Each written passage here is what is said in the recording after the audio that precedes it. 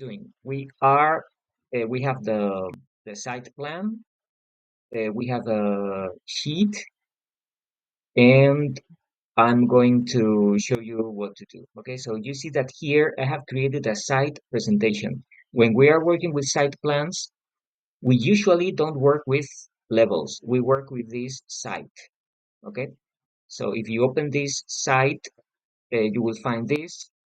If you don't have this by default, you have to activate the realistic thing. And sometimes when you activate a new view like this site, the mass doesn't show up because masses don't show up by default. You have to activate it. So you should um, check if there is something that it's hidden, and then you have to unhide it, and then that's it. And why are we working with site? Because in site you see the roofs. So when we're working with site plans, we are not looking at we don't want to see the building cut like this. So we have to see the building roofs. So that's why working with site is the right option. Um, uh, but again, we have all this stuff. So I duplicated this site. I created this site presentation. Okay. And then I removed everything that I don't want to show. I removed the all these, I removed the grid lines. I removed this. I don't know what the hell is that, but it's always there in the site plan. It has to do with the north or with the orientation, but it's always there. You have to hide it in view, not delete it, but you have to hide in view all these things. There are two things, so you have to hide both, and then you have to hide the category of grid lines and the elevation marks. You can hide them, or you can work with the crop region. Okay, if you show the crop region, uh, yeah, so we have to crop this view this way. Oh, and something important. I'm going to have, you see that we have the crop region, and then I have this section box, scope box, not section box, scope box. Okay, I want to first crop the view.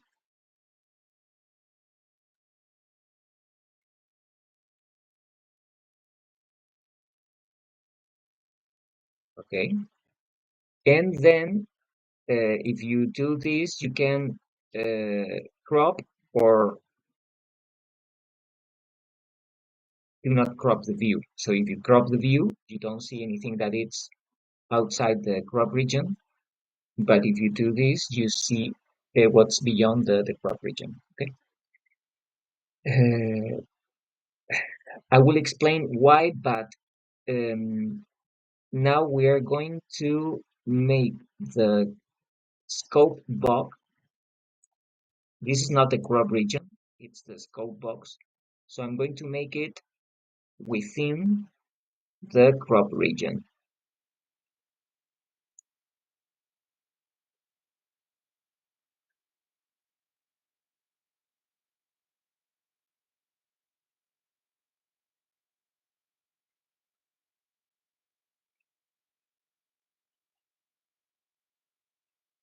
Okay. And now I can crop view. And I see the scope box and I see the crop region. Why am I going to do this? Okay, let me explain. Imagine that if I don't have this, I drag site presentation and I place it here. Okay, and then have to adjust the scale. 1/16 is good for site plans. Okay, so that's fine. I can adjust the scale. But what if Remember that last week I told you that you can rotate if you don't want this view and you want to rotate as a landscape. Uh, there was a way to do that. We cannot do it in the sheet, by the way. Okay. But in the presentation, we can work with the true north and then rotate the true north. I have found a better way to do that. Okay. Because working with the true north and rotating the true north, it's complicated and I don't get what they want to do with that. But the problem is that we need the same orientation in the different views, and this is the right orientation. And since we are going to work with a sustainability analysis, the sun and the north, it's very important. Okay, so when you rotate the true north and the project north, these can be changed, and we don't want to change the real orientation of the building. The lake is the south, and this part of the site is the north, so we don't want to change that. Okay, look at this. Inside, there is something that I can insert. I can go to annotate, and in symbol, uh, one of the symbols that we can annotate is the north arrow. Okay, so if you insert the north arrow like this, if we rotate the true north, the real north can be different, and we have to make sure that in the site plan, this is the north and this is the south, and that's the north. Okay, the north should rotate. Okay, so if I go to site presentation, but first I need to crop, and second I need to make this scope box within this.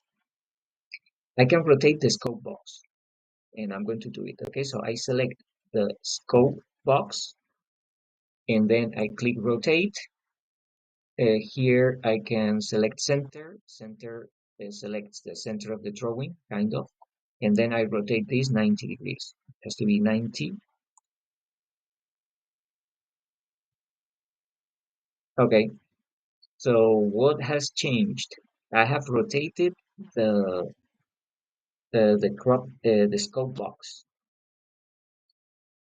If and I see that I have rotated the scope box, and I'm going to adjust the scope box again within the limits of the crop region.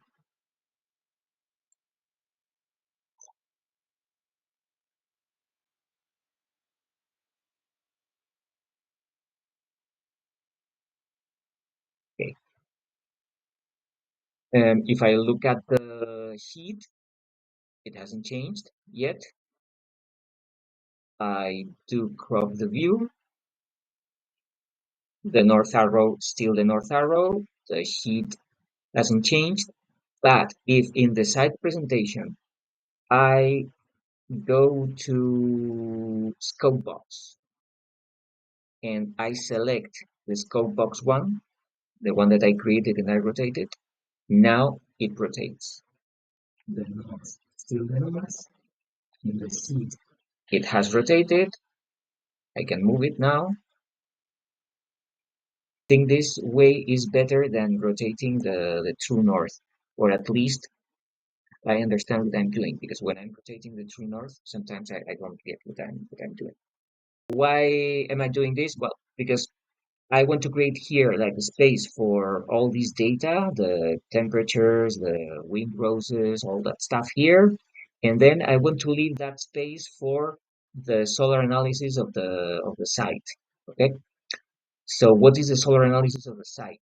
It's something like this. You see that here we have the site, and this is December the 21st, and this is July the 21st.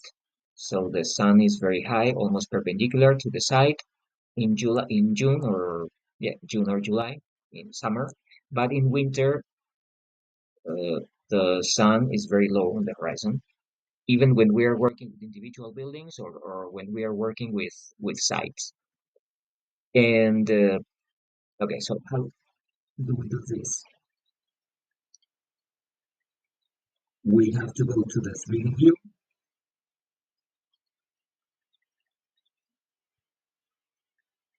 And I'm going to duplicate view with detailing because I will want to create and I'm going to create this 3D winter, and then I will create the 3D summer. So first, I want to get rid of everything I don't want to show. With the section box, I can section the right size, okay? And then I have the crop view, I have the levels, I have all the stuff here. Okay, so I'm going to hide in view all these. I want to hide the section box. I want to hide the scope box, and I want to hide the levels.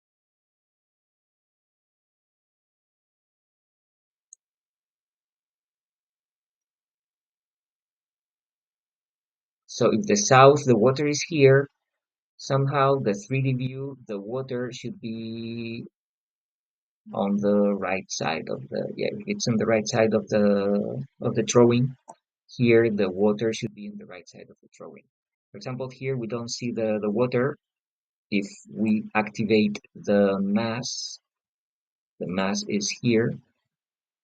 So if I unhide this thing and then do this, okay, the mass will be there. But the mass is weird because it doesn't, okay, so I just want the mass, but it's not cut by the section box. Okay, so we have to adjust the mass like this. The sun path might be very big. If I right click and fit to the model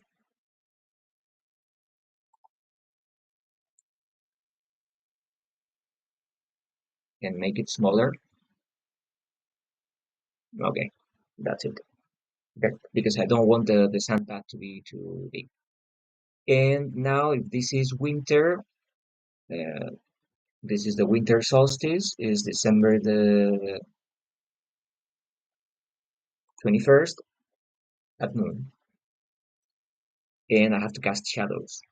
In visibility in graphic display options,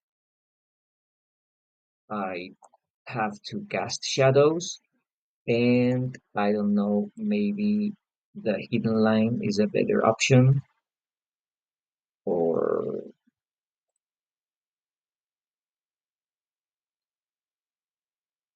shaded. We have to be careful with that. Probably shaded will work if we make this very light. Yeah.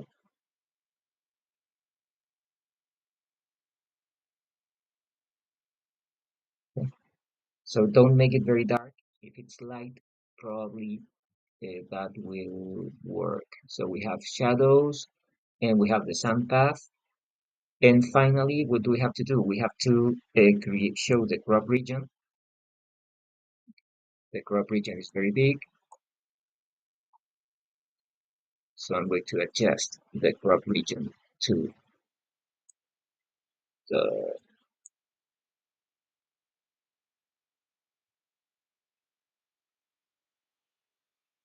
drawing.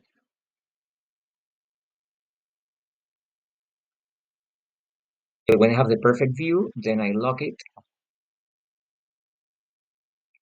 and I duplicate with detailing this 3D winter. I name it 3D summer, and then I change this to June the 21st. And then the sun, as you see, it changes, and the you see that the shadow here is almost perpendicular to the roof, but in winter is the other way around. And now in this the sheet, I can drag the summer too big,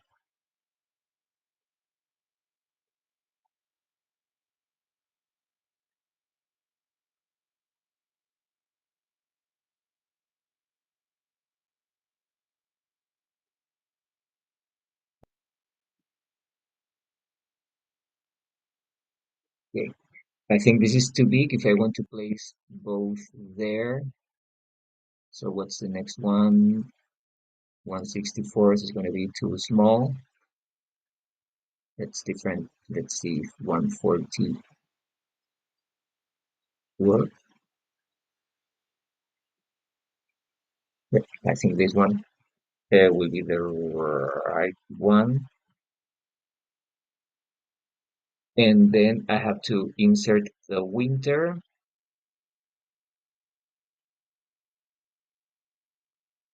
The scale must be the same.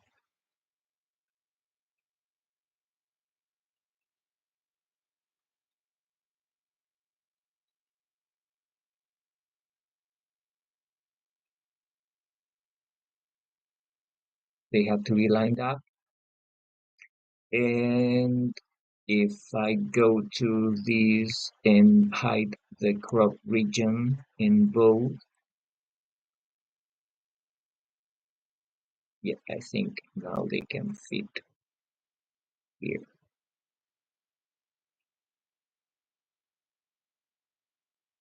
Right? So when we are running this solar analysis, it's very important that the view is the same. So we cannot change the angle because then we don't know the difference between winter and summer.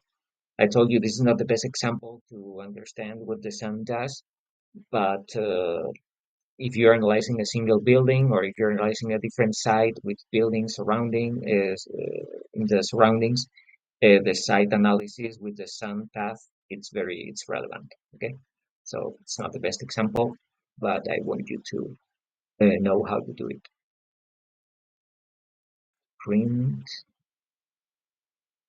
Microsoft to PDF. I am going to work with the setup and I'm going to use the tabloid. This is the 11 by 17 landscape, and I'm going to click OK, OK,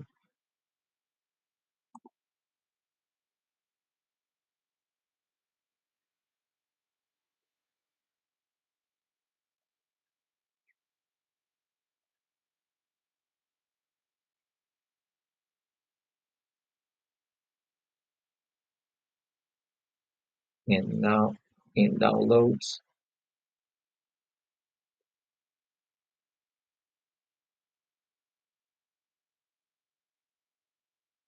site. Mm, is this good? Well, it's not bad. Can be better. So if it can be better, we have to explore like different options, and then we can go to Photoshop or Photopea and try to do something different. Okay, so I'm going to save this, and now I'm going to change. I'm going to change only the graphics of this one. I'm going to work with the site presentation, and mm, if I go to sun settings, it's important to decide the. I have done it before, okay? So I decided that in April we have nice shadows because the shadow is not too long or too short, because if it's in winter we have a shadow that it's very long, and if it's in summer we have a shadow that probably doesn't exist because the sun is almost perpendicular. So in April or October it's good. And what time? Sometime in the afternoon. Okay, so I make that decision before, but deciding on the kind of shadows, it's relevant. But now I want to work with different display options, and I'm going to do the hidden line. Okay, that might be useful because we just have white and shadows and we have the contour lines. Okay, if we do have this, then I'm going to print it out again.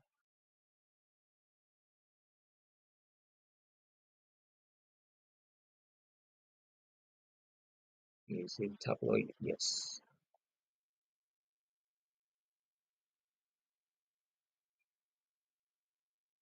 And this is number two.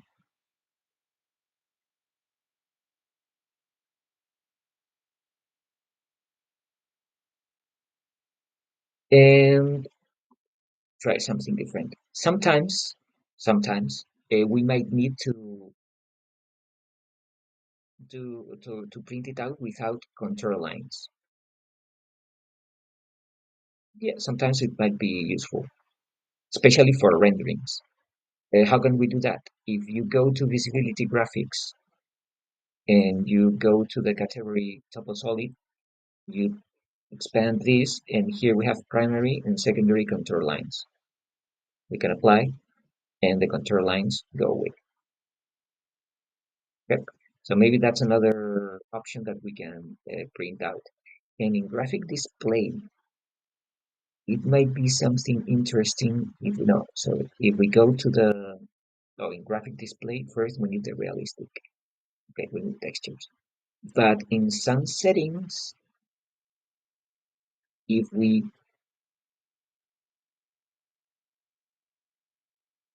do that in the evening, this is okay. I'm going to print out this one as well. I don't know if it works, but anyway. And when you export this to Photopea, you have a lot of layers. So this is the first thing that you have to fix. We have to select all of them. And then with right click, we have to merge layers. And then we just have this. And we have to do that with all the drawings that we have created. In Photoshop, this doesn't happen. Photoshop is better than Photopea, but if you know how to do it here, Photoshop will be slightly easier than this. So we have to merge the layers. And for the third one, we have to merge layers. Merge. There you go. Okay, and then what I would do is to Control A, I select everything, Control C, and then I Control V, paste it here, the same thing, Control A, I select everything, Control C, copy, Control V, paste. This is what we have by default, but probably we can improve the resolution. So what would I do now?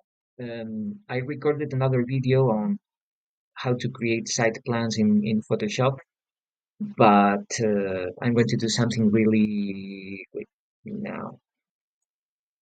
Uh, I created this layer because in this layer I can select just the roofs.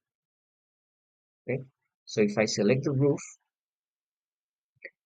I can copy Control C and Control V, and then I have a layer with white roofs. On this,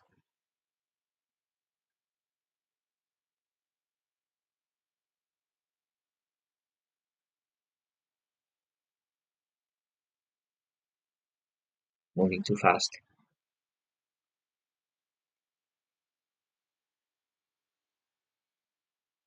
Okay, I'm going to place this layer, which is the white roof above, and this layer below. Mm, so now we need to work with small details that can improve the quality of the image. So one of the things we can do, if this is slightly darker, we can use the eraser. If the eraser has a brush that it's big like this, the hard, so we have to use this kind of brush. So this parameter should be set to 0. This is like hardness, so it has to be set to 0 because we are going to erase something around this white roof. Okay, and then the opacity of this brush is very low. So if we do this, if we delete this layer, something darker will show up. So no, I have to be in this layer.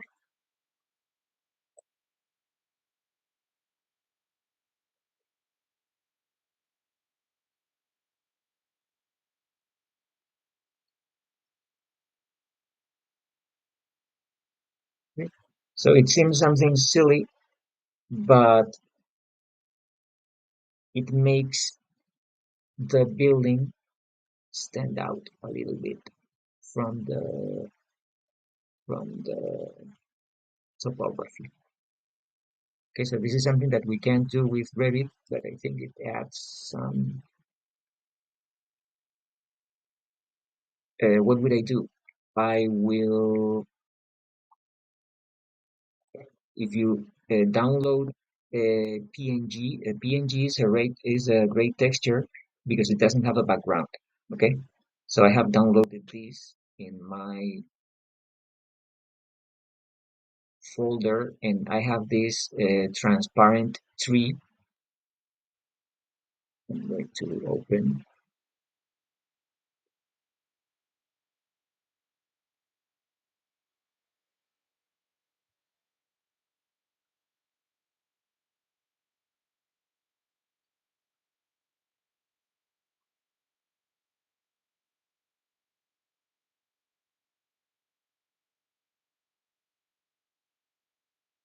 Okay, so now Control A, I select everything, Control C, and if I paste it here, if you import a PNG, it doesn't have a background, so that looks more realistic. Then I have to edit, scale, transform, scale, and if I make it smaller,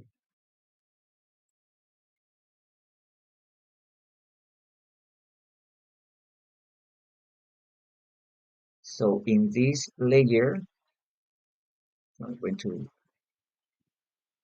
name that layer 3. You can do this here. I have EFF. Probably in your computer there will be like FX or something like that. Those are effects. And this is the shadow. So if you cast a shadow on this, what does it do? Uh, you see that it creates a shadow in the texture, but the we have to be consistent with the shadows that we have in the drawing. So the shadow is going in this direction. So I'm going to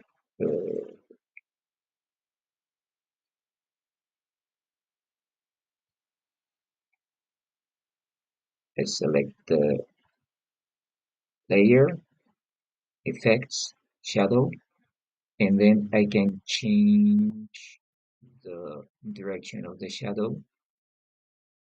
Okay, so it's the same direction as this one. And then you can, well, that makes sense. We can make it like this and the size. Okay. And now there are different ways. We can copy this tree here, and then we can move that layer there. That works actually because if we have the same tree, it wouldn't like look nice. So what we can do is we can edit that tree, transform, scale. We can make it slightly different inside, and even with the control U, we can change the color.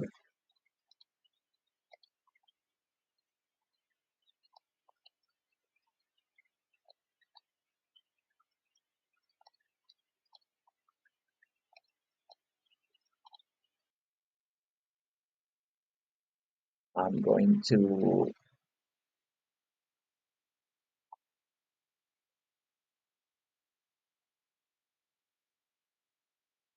I'm going to do something different. If you use this clone tool and the brush is big enough, it's bigger than the tree and the shadow,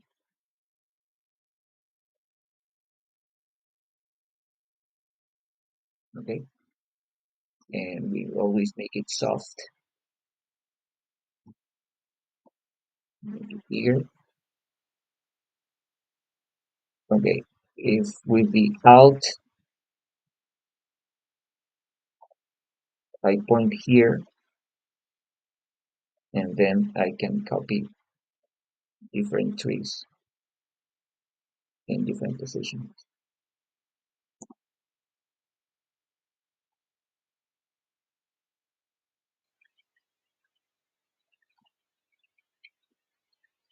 With Alt, I have to click in the middle of this tree, and now I can place it in different positions. Okay, so once when I have created, you can do this with two or three different trees. You can scale them, and then you can merge all the three layers together.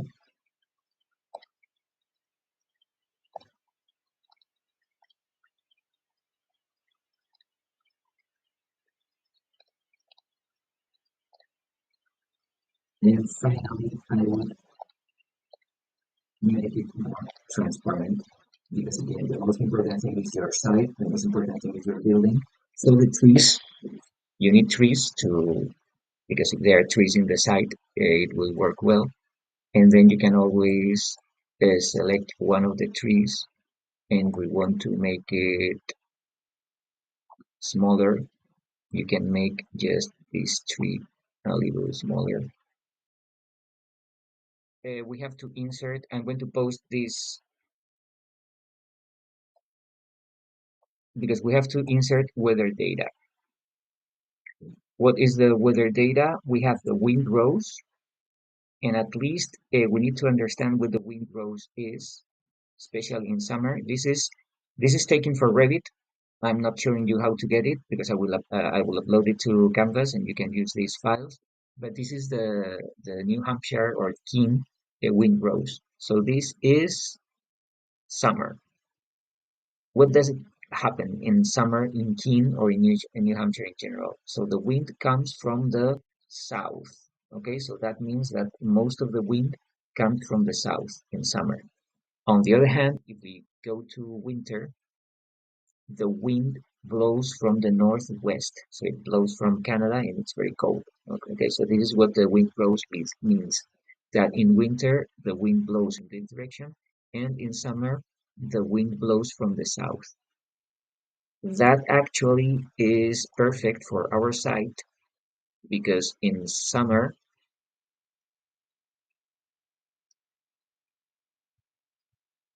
the wind blows from the south. The wind will blow from the lake, and the lake, the water will cool down the wind, the breeze, and it will be very effective for natural ventilation in our building. But on the other hand, in winter,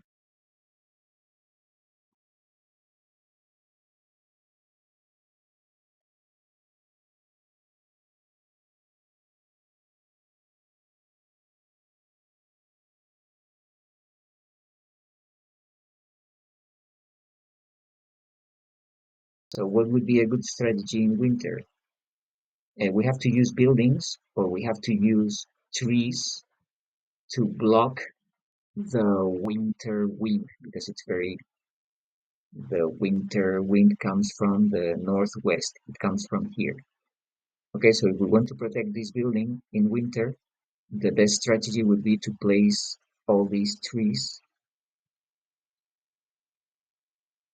in this here because the trees will stop the wind coming from the northwest and it won't affect this building. Okay, so that's what we mean when we are talking about the site analysis. When we are talking about the site analysis, we have to analyze the sun path and then we have to analyze the wind and then we have to act accordingly.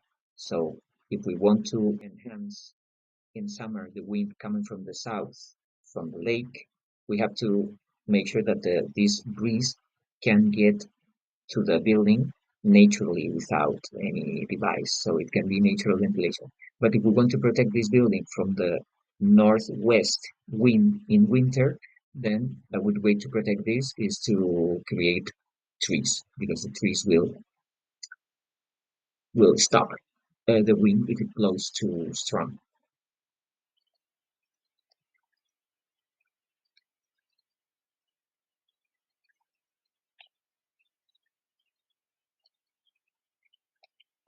This is July. So in July, this is the minimum temperature, the maximum temperature, and the average temperature. So the temperatures are between 60 during the night and 90 or 90 something. Some on July 16th, probably the hottest day of the summer.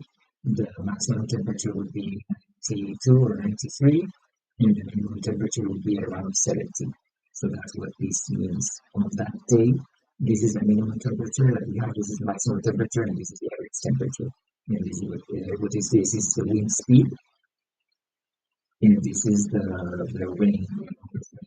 Then we need all this information. We need the North Arrow, and here we have information about, especially about the wind, and we can have information about the outdoor temperature in winter and summer. So if we have wind, winter and summer, if we have temperature, outdoor temperature, winter and summer, we have the sun path. Well, so those are the elements that we need to make a good analysis, a good site analysis. They was do the topography with the textures. But for the final rubric, there's a 5 point item about the sheet with the site plan. Okay, so we need the North Arrow graphic scale, solar analysis, winter, summer, wind rows from King, water and topography. So we need a PDF for that. We can always be radical,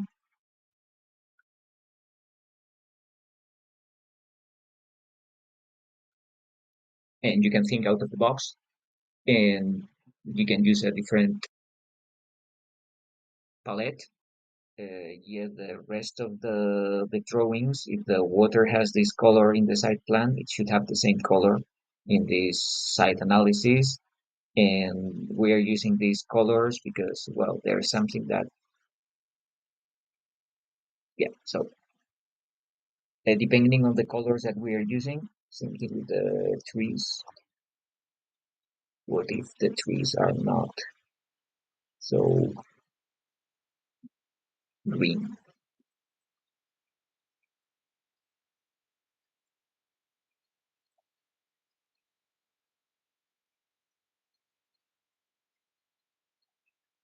Once you have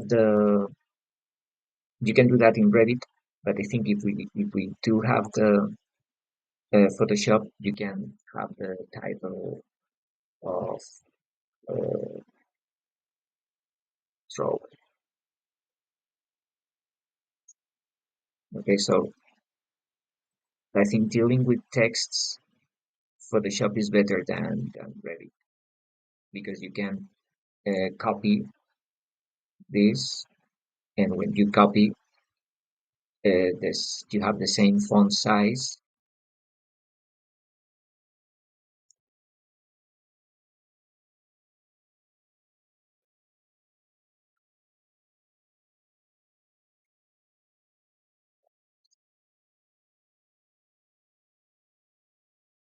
Okay, that makes a difference because you have the same font size in all the drawings. And something that you will have to do is to write a text, because the text is something that nobody will read, but you have to occupy that space. So it's something that it will fit this, or it will take up that space that we have here. So the text has to fit that space, and the text itself, I'm not going to read it, okay? But I want you to include some text here. because in the design course you will have to write the summary of your project, highlighting the most important points of your project. I'm considering text as another picture.